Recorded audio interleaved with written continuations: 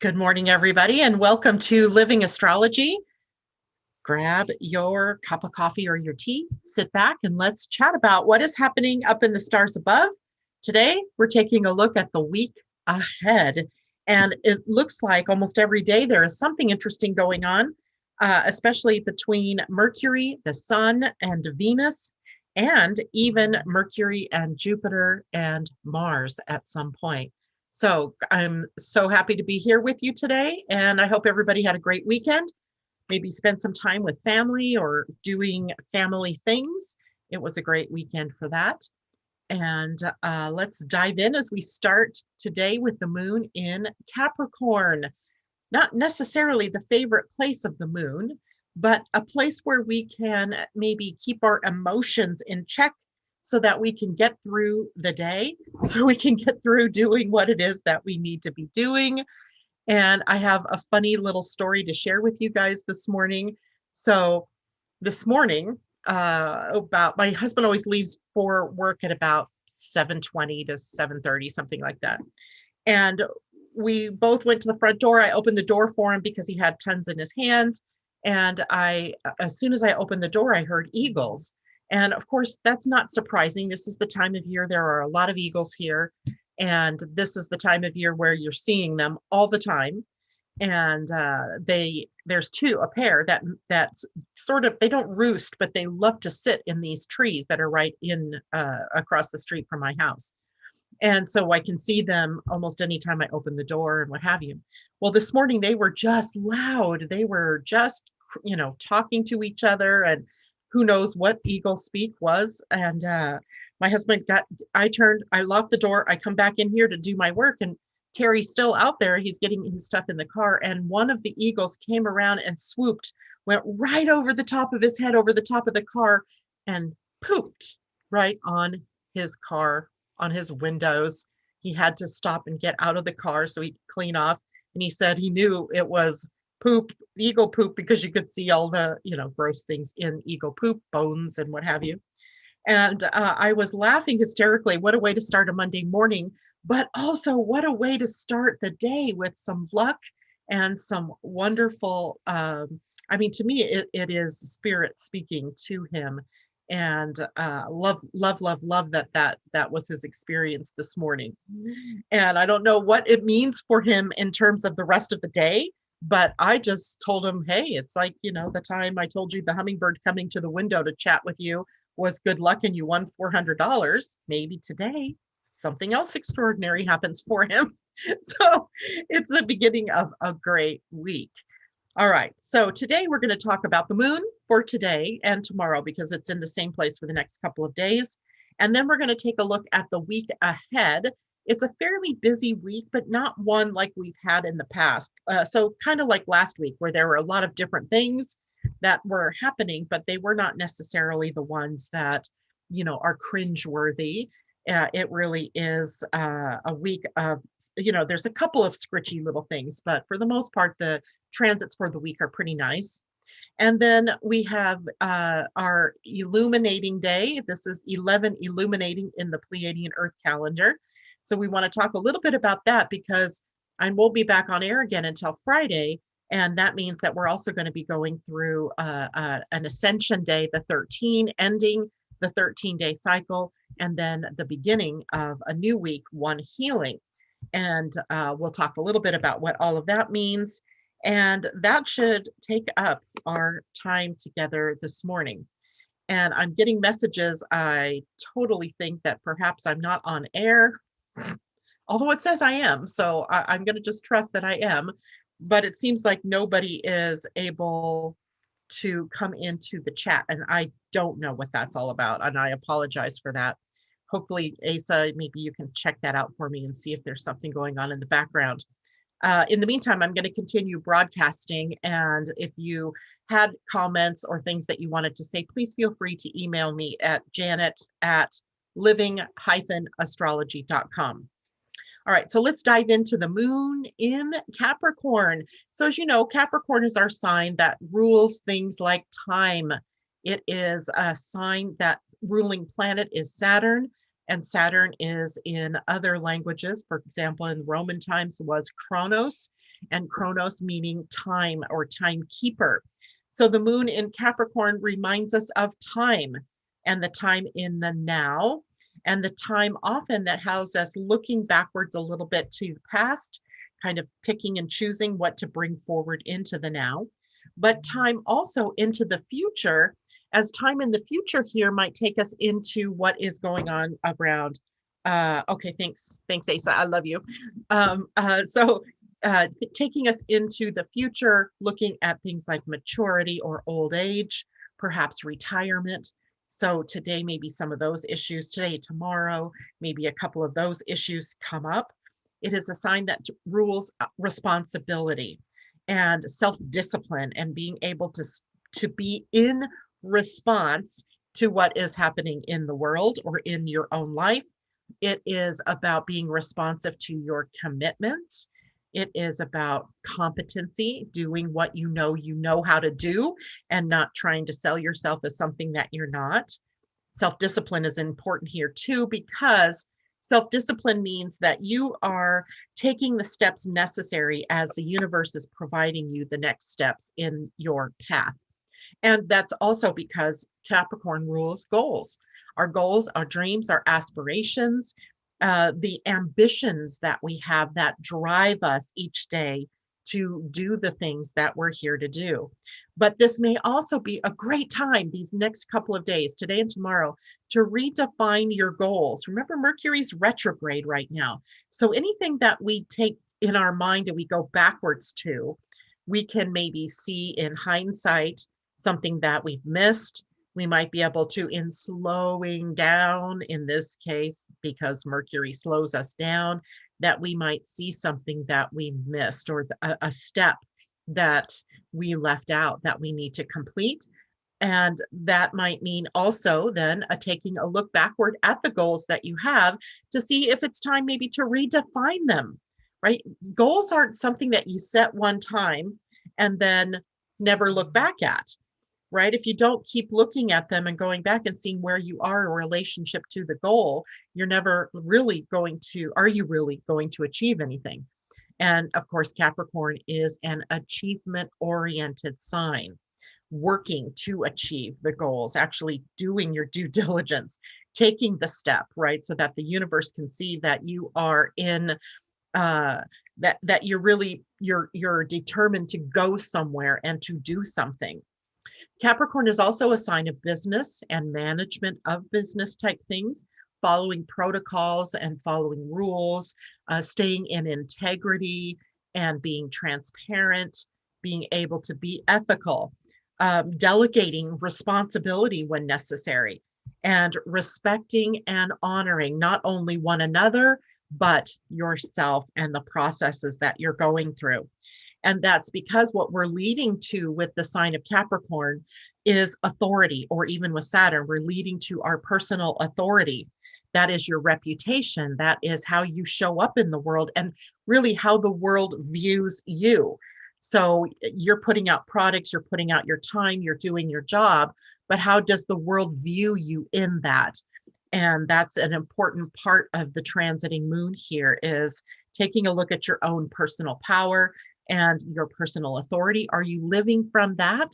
Or are you living from somebody else's idea of what personal power and authority is? And of course, also our bosses, father figures, authority figures are also a part of Capricorn's experience. Now, like any sign, it has its more negative expressions, right? Mostly around control issues. Capricorns really are very hands-on in the management, or hands-on in their business, kind of the way that they operate. And so possibility is that they can become overly controlling. They can become overly stern, or, overly disciplined, where it becomes sternness. It becomes a lack of joy. So we want to be careful that we're not becoming so business that we forget to have fun and to just enjoy life as we're going along. One of the other negative aspects might be inflexibility, not wanting to yield or bend or go with the flow. Self-justification, right? Self-justification. In the body, Capricorn rules the bones and the joints, all of the connective tissue, so tendons and ligaments. It rules arthritic conditions, so rheumatoid arthritis or just plain arthritis, aging arthritis, and mainly because arthritis type conditions are about the bones and the joints and where they connect. So, of course, that would be a part of the experience there. Knees, the gallbladder and gallstones, as well as your skin and any skin conditions, psoriasis and skin cancers and things like that, also a part of this Capricorn rulership, owing to Saturn also being a part of the rulership here. So I'm going to go back over here, check and see if we are now actually broadcasting live. There's everybody. Thank you for showing up. Good morning, Christine. It's good to see you. And Kathleen Mallory, good morning. And Ingrid, hello to you. Corey, good morning. And Ingrid says, happy Monday. It is a pretty happy Monday. J-Lo, Grand Rising. Allison D, good morning to you. Mimi, it looks like Living Astrology needs to post to the open chat. That's, you see, if that's the case, that's a new thing, and I have no clue where that came from or where it is that they even informed us that was going to be a case. But thank you, Asa, for discovering what needed to be done. Christine says it's working now, resent a few times. So there we go. J-Lo, I have been in other live sessions where that is not needed. Yeah, so I don't know. I didn't change any settings. Who knows? Good morning, Debbie Tibbetts-Tumiel and Jennifer Peachy and Ursula. Nice to see you out there. Augustina, good to see you. And Kathleen Mallory, yes, hugs to everyone at Ursula. I love that. And J-Lo, this trickery they have trying to slow down the smaller, amazing people is no bueno. I agree, but I don't know that that's what they're trying to do either. Who knows, right? So we just need to play their silly game and figure out their little rules. And J-Lo, OMG, that happened with my sister. She is a Capricorn sun and went through a huge emotional roller coaster yesterday. And yes, remember on Friday, I said that the moon was in the void up until just about the time, just a little after the time that the Super Bowl started. And so it was interesting to watch the transition in the game, as it appeared in the beginning that Kansas City had the momentum. And then you can tell that that all just fizzled away when the void ended. And then Capricorn became the placement for the moon, and the older, wiser, more structured team. Not anything bad about Kansas City, but the more, I mean, compare just the quarterbacks, Brady to Mahomes, there's this whole wisdom thing going over here. And on Friday, I even suggested that team would be the one that won. And I was correct. Not that I had any real skin in the game, but I accept the fact that I just think Tom Brady is amazing. And anyway, so you can see how we live the moon. We live our astrology. And sometimes it's pretty easy to pick out what the results might be of something based on where the moon is or based on the astrological transits that are occurring. It's kind of fun. Sometimes it works, really well. Other times there's, something that you throw in, that the universe throws in some transit that upsets everything. So when we think we know, we don't.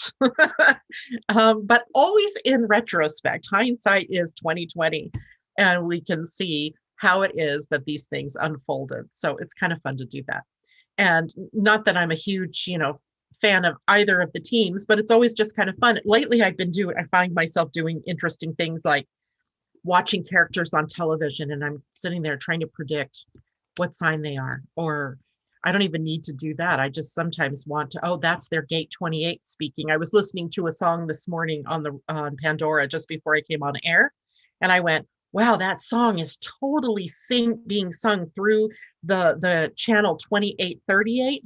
And I'll have to go back to Pandora and see if I can figure out what song that was, because I thought, wow, it'd be kind of fun to post when I have that kind of insight, to post maybe a link to that person's YouTube or the song lyrics, so that you could see in action what I'm talking about with these themes that pop up day to day, moment to moment, for these people. And when I think about the song, it was in the early 2000s, so likely this person had is a millennial and had the 2838 activated in their chart. So it makes sense they would be singing through the lens of that channel of struggle and the channel of finding purpose.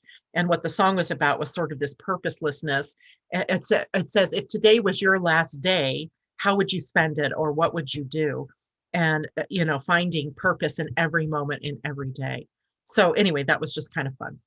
All right, so let's see. Shall we take a look ahead at the week and see what it is that we're looking at? It is a pretty busy week, so we'll just take a glimpse at the week ahead in general, and then I'll go back and do it a couple of days at a time so that you have some more insight into what is happening.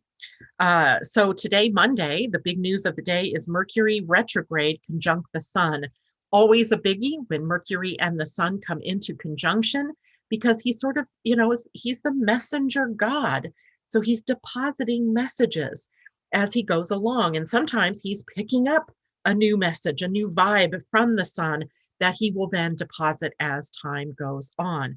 But with Mercury in retrograde, the sun is moving forward, Mercury moving backwards. So we have a collision here where maybe there's a reworking of something from the past, a new messaging, not necessarily of something ground shaking and, wake us up kind of importance, but something that redefines us.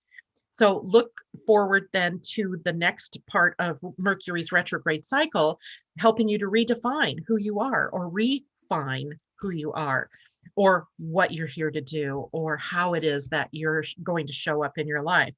So it's an opportunity for refinement, redefining, and maybe even a little bit of reimagination here, because we're still in the energy of possibilities for 2021. So it's maybe something new occurring to you about who you can be and what you can do.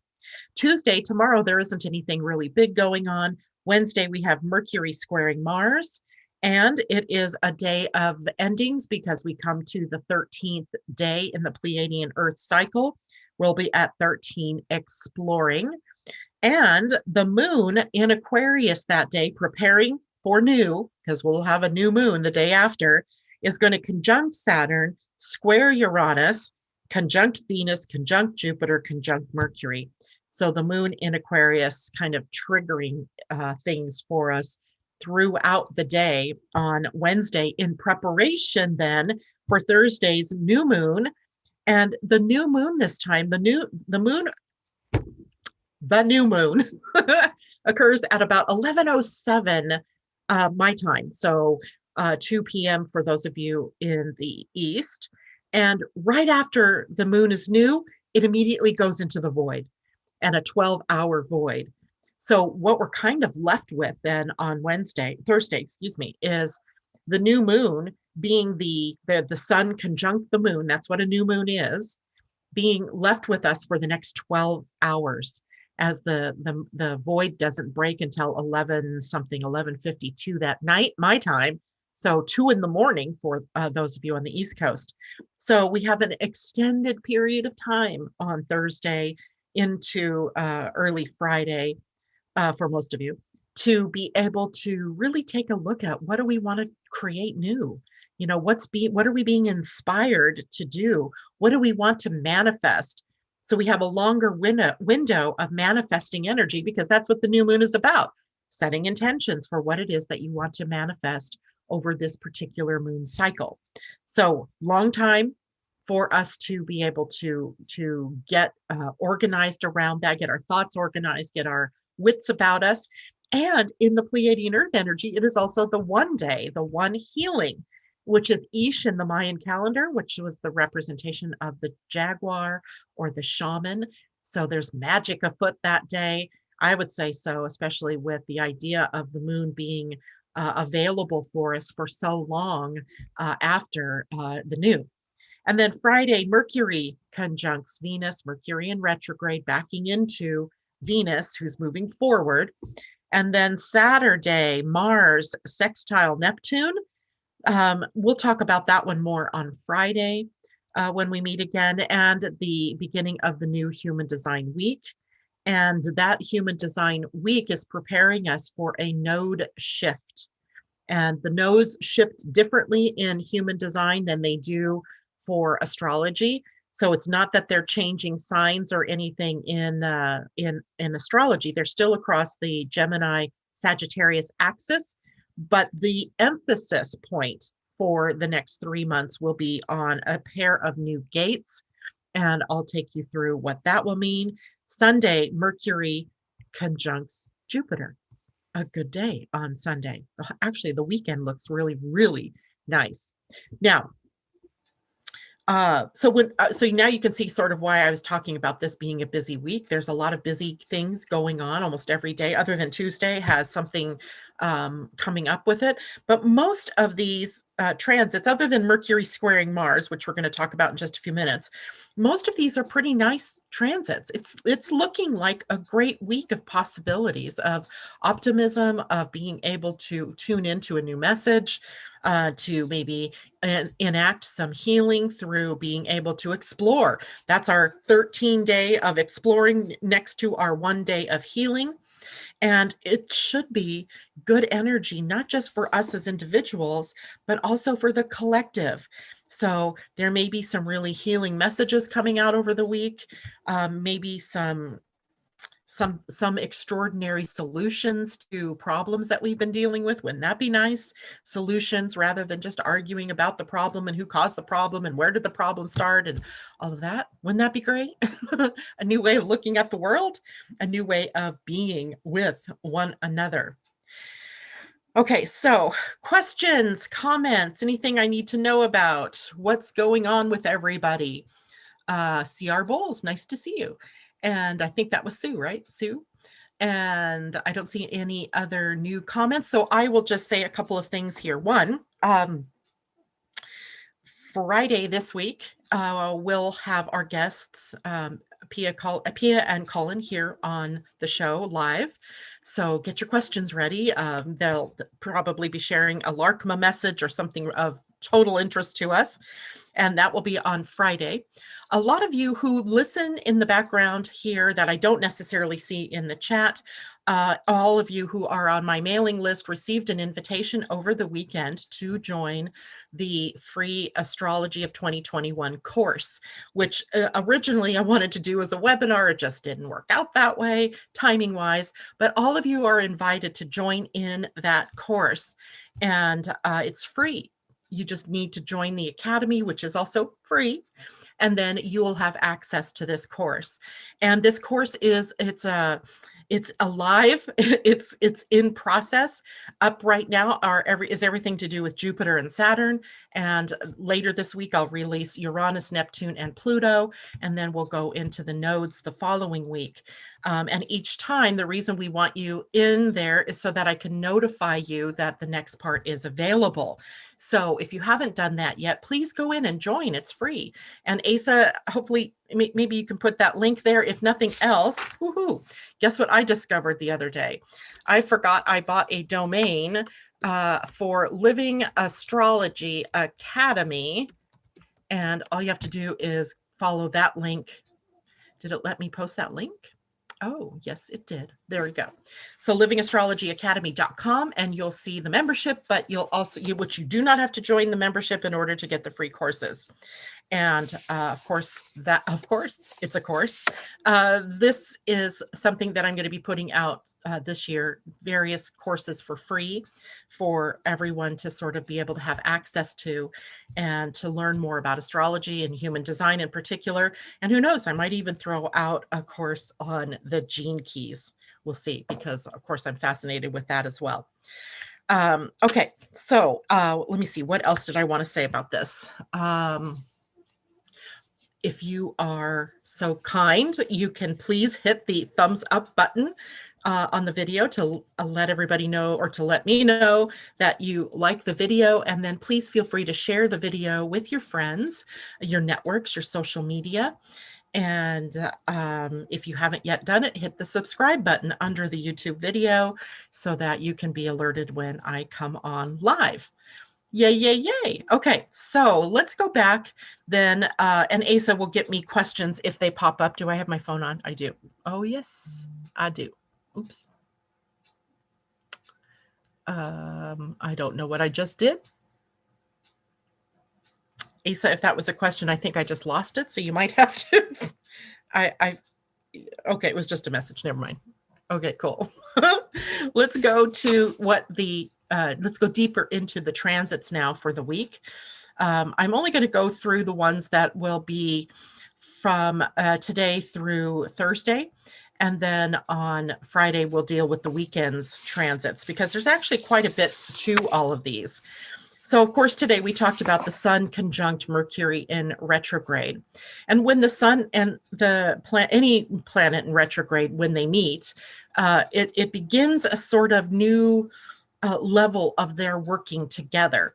But since we're talking about the Sun and Mercury retrograde, it's a time to go back and look perhaps at the ideas of things that you've maybe wanted to express, but you just didn't have the opening to do that.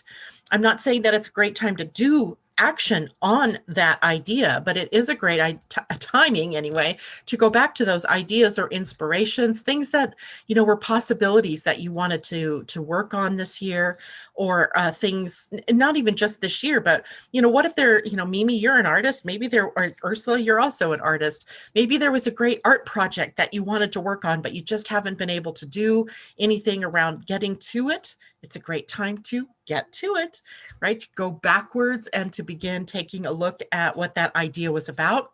Maybe you put it on the back burner for a really good reason at that time, and maybe it's now time to go investigate as to what action you can take to further that expression.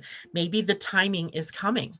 Now, when the Sun and Mercury come together, besides the idea of seeding ideas and all of that, there's also our minds become stimulated during this period of time. We're more mentally alert, quick thinking, all of that kind of thing. But I want you to remember that Mercury's retrograde, so it could also stimulate that mind funk, right? Where everything gets scattered and maybe there's a lot going on and your mind can't keep up. So maybe it's also a time to relax your mind sometimes, maybe get into some meditation or do some quiet work somewhere where you're not being blasted by phone or internet or emails coming in and all of that. You may find yourself busier than usual during this time, and that's for sure as well. Different appointments, many things to do, people to talk to, because this is a transit that tends to amp up the communication and the idea sharing, that type of thing. So even though it is a time where you may have these ideas coming up, I think the main message is to take it in and let it sit with you, and then prepare to take action after Mercury's retrograde ends, which is really just on the 20th, so a couple of weeks from now. And then he'll clear completely the retrograde territory by March 15th. So maybe it's a great time to be inspired, not necessarily a time to take new action, but to be able to plan in the background or really evaluate what it is you want to do.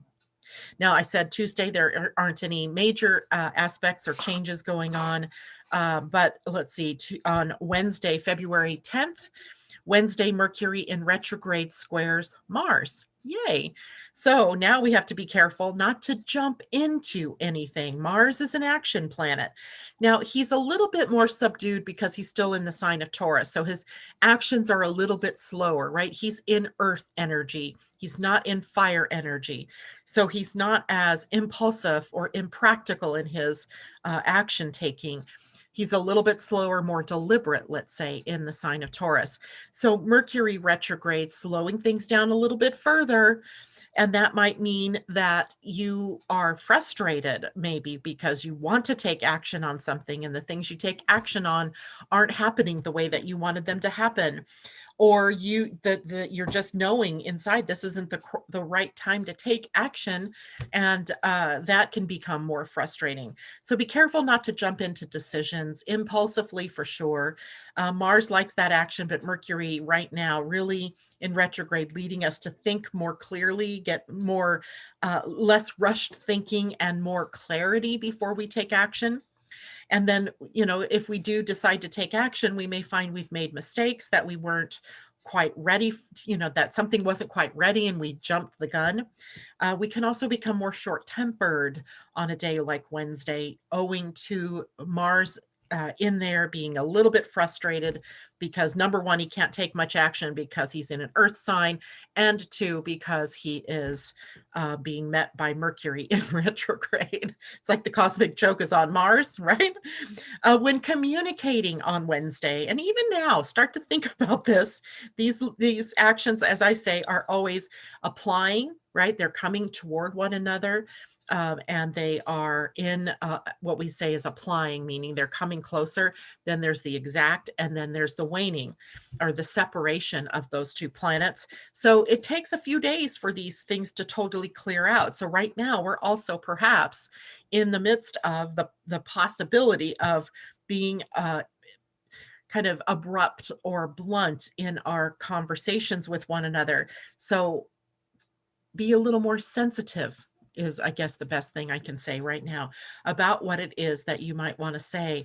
Also understand that other people who are not necessarily aware of what's going on astrologically or what to watch out for, they're the ones that may, throw blunt communication out at you or say things that, you may be more sensitive to.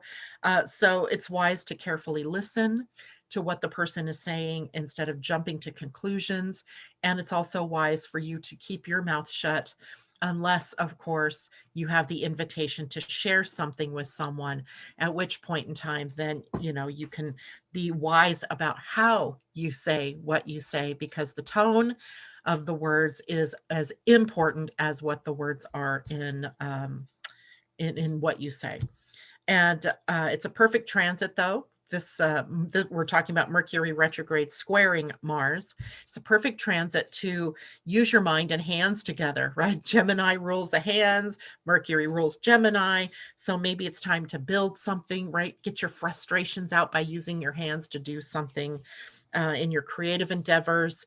Get your hands in there. Express yourself creatively using your digits. Physical vitality is also high during this time. But again, Mercury's in retrograde, so there's a tendency to maybe try to overdo something. So you want to avoid taking any risks or doing anything that is over the top, that your body isn't already accustomed to, because otherwise you might throw yourself into a tizzy. Your physical being might... One of my sons this weekend was skiing. He broke his hand a couple of weeks back, right after the new year, and had to have his hand in a, what do you call it, brace for a bit. That healed and everything was fine. And then he hurts himself snowboarding up at Mount Hood this weekend, hurt his rib. He's not sure if he's broken a rib or what. I'm like, oh gosh. Youth, right? Youth, mature a little bit. He's also in his Saturn return, and that makes sense too, that things like that might call his attention to where he might be living a little cavalierly right now. Thursday is the new moon in Aquarius, and this will occur at 23 degrees of Aquarius for those of you who are interested in where it's happening. So find Aquarius in your chart. And it will be in one house. It'll be in the house where there's already a lot going on, right? We have Jupiter and Saturn and Pallas Athena and Mercury in retrograde, the Sun and Venus all in Aquarius, and now a new moon in Aquarius that can't help but stimulate all of those planets, even if it's not right on top of that degree. They're all in this bunch together here in this one particular place in your chart. For those of you who had an Astrology of 2021 reading or who will get one, you will see where that is. It's graphic, how much is going on in one house, and by opposition affecting Leo in your own charts as well. Because remember, nothing happens in that void. Nothing happens just in the one place. It's an entire axis of energy that is being shared across. So the new moon will occur at 11:07 a.m. Pacific time, 2:07 East Coast time, 7:07 Universal time. And as soon as the new moon occurs, it goes into the void. We talked about that. The theme of this moon is about helping one another to evolve by catalyzing change for each other.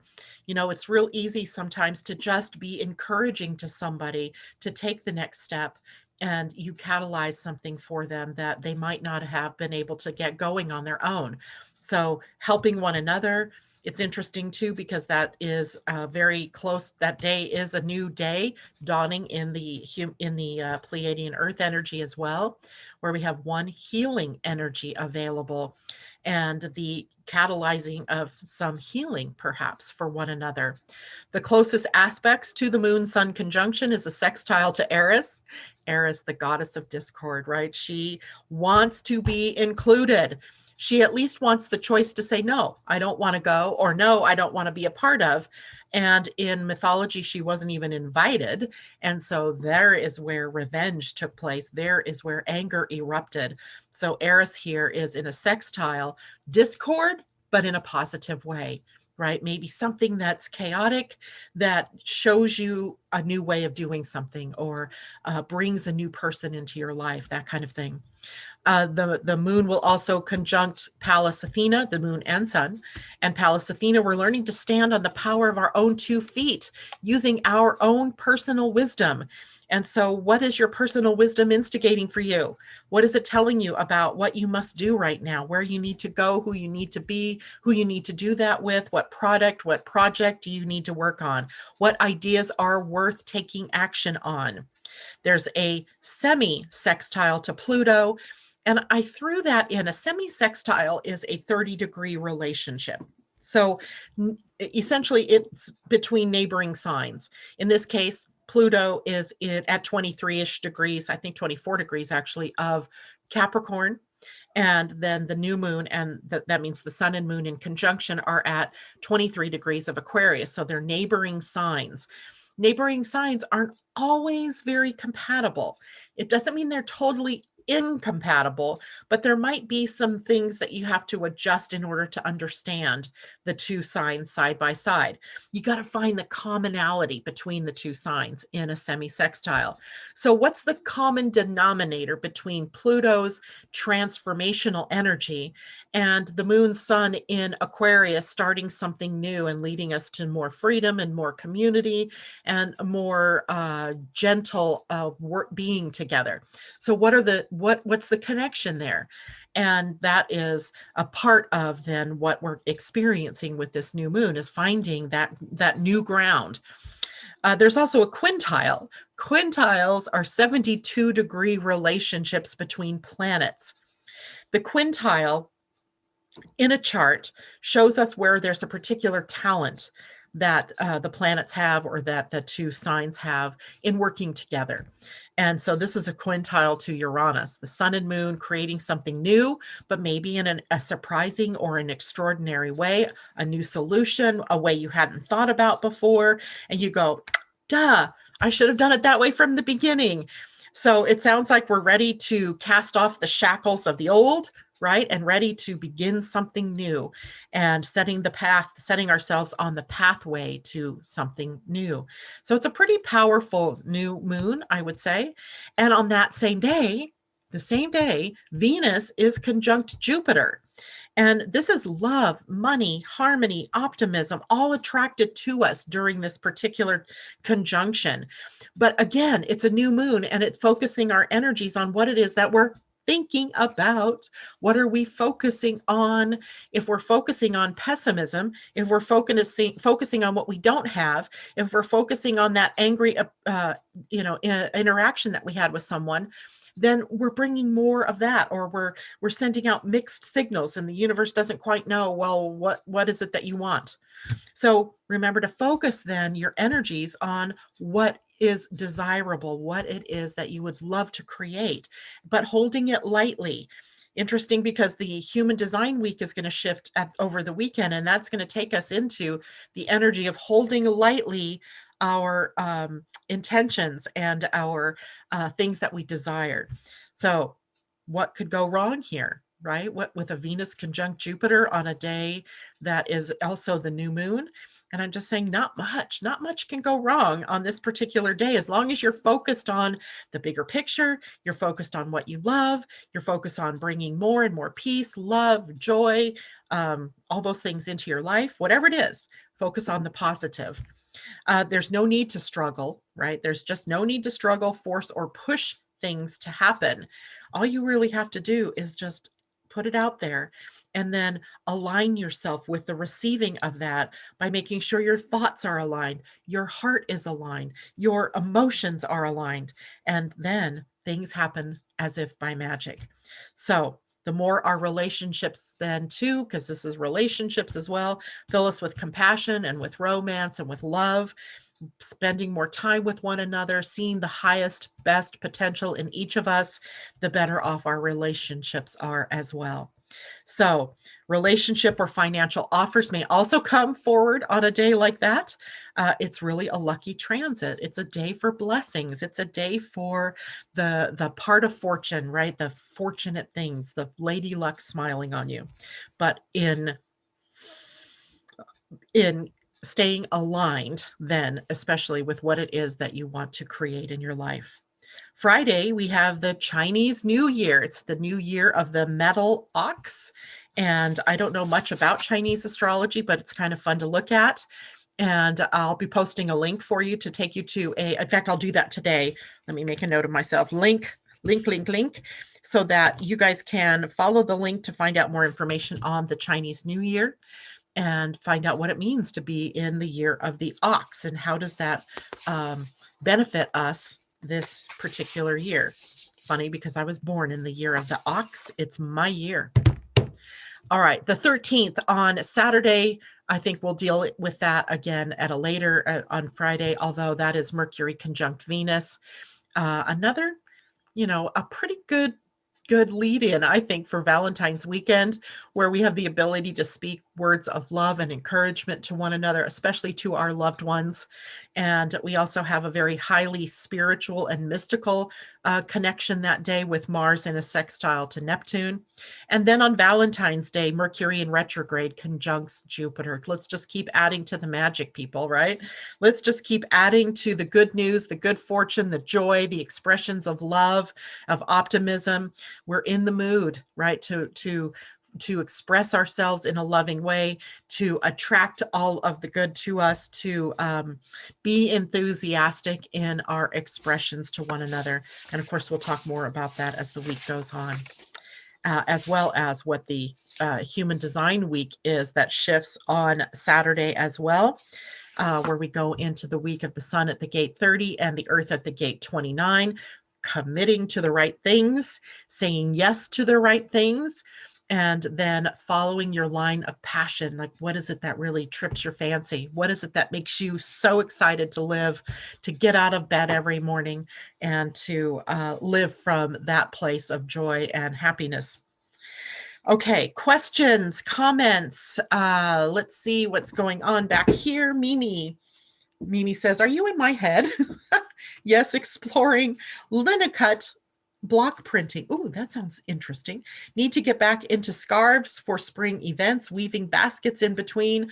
Oh, the challenges of wanting to play with everything, indeed. JLo says, is there a troll around? I don't know. There is a down. Oh, maybe somebody accidentally hit it. And maybe somebody didn't like what I said. That's their issue, not mine. I don't know if I can take that out of there, but whoever you were, love to you. And thank you, Asa, for putting up those links for me. And there we have it. That's about it for me this morning. So let's talk maybe a little bit about doing some card readings then for the collective. And let's see, I'm going to grab out my animals because I feel like we need an animal guide. And I don't know if you guys were able to listen this morning. When I opened up the show, I was telling you about Terry's experience with the bald eagle this morning. And when I opened the front door to let him out because he had his hands full, there was two bald eagles sitting in the tree across the street from me, which, the trees are 200 feet high, so I can see them. And I can see the tops of them in particular. And so there are two bald eagles sitting side by side. Well, one of them flew off the tree and around and came and flew right over the car as Terry was getting in the car and dropped a load of bald eagle poop on top of the car right as he closed the door. I told him it was good luck. And I think Spirit was depositing a message for him. And we'll see what kind of day he ends up having, as he'll keep me informed throughout the day, I'm sure. All right, so this is an animal card for the collective this week. And what we get is Wombat Spirit. How interesting is that? Wombat says, be at home. Card number 68, which is a 14, which is a 5. I'm not sure I've ever seen a wombat in person or in a zoo even, but wombat. So let's take a look at what that message might be. And he was upright. Wombat says, be home, be at home. Burrowing deep into the ground, remaining safe, sound, and well-fed with family is a special trait of the wombat. Home sweet home is always available if you recognize that well-being is the truth of life. Wombat Spirit reminds you that to be truly at home in the world, you need to find comfort within your own skin. You do this by accepting all your experiences without judgment through a deep honesty and love of life. When you feel the freedom to be yourself, you can begin to truly feel at home in your life with your family and tribe. Right now, you're in a beautiful place where you can hang up the coat of your identity and settle into a true sense of home and well-being, understanding that all is well. Everything you do from this place rings true in harmony with spirit. That's a good one, right? Home. Home is this little blue planet that we live on. Okay, and I think we might also...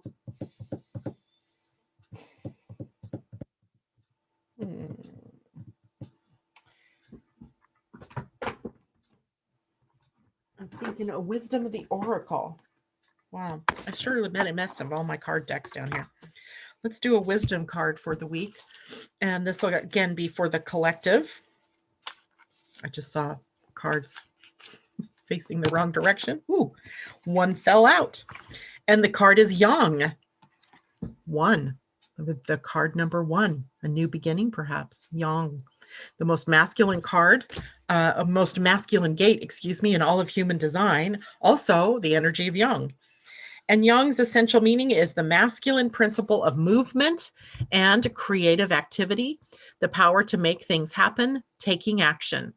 Young represents the power of action, the energies that propel the world forward and manifesting thought and desire into concrete form. We were just talking about this with the new moon. Now is the perfect time to act, for you can easily build momentum and make headway. What you want will come to fruition if you proceed confidently. This card signifies new life and is a sure sign that obstacles have been overcome. There's no reason to hesitate. You are the shaper of your destiny now. Interesting.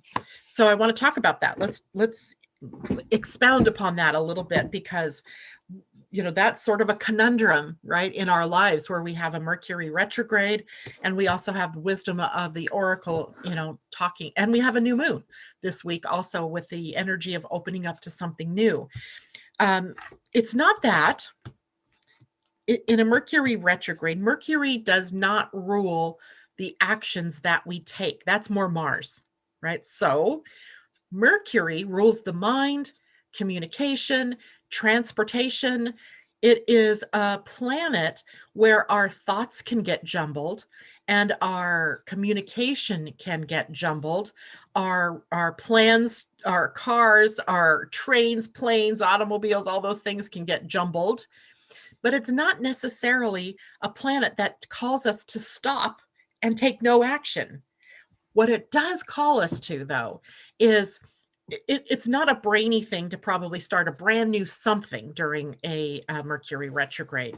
But if you were in the position of having to start something, then what you could do is make sure you're using your mind clearly as possible, that you are checking and rechecking everything that you're going to do before you do it, that when you communicate, when you send an email, when you send a text message, that you reread it before you hit send. Because the opportunity to screw things up with your voice are also pretty high with communication. That before you open your mouth, that you breathe first, right? That whole idea of being in response, so that what you say doesn't come out wrong.